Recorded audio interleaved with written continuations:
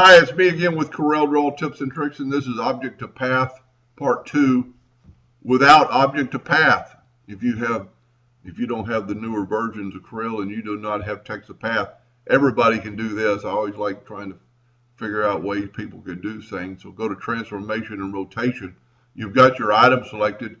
You've turned the rotation to the center of the deal. We're going to rotate it 22.5 degrees, and we want 15 copies.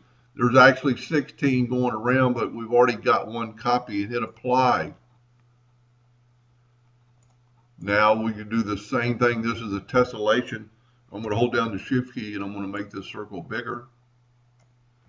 Control D and make it smaller. Make the second one smaller. So you could do the same thing with this as I did in the first video. Let's pick a little bit better color to show that.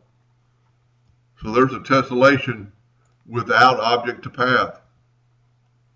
Or it's not really a tessellation, but it's if you did not watch the first video, I showed how to do this tessellation. This is a really cool design. You don't have to use horse's head. You could use anything. And I think I'm going to go out in the shop next couple of days and cut something out like this out and see what it looks like. Hope that helped a little bit. Thank you for watching.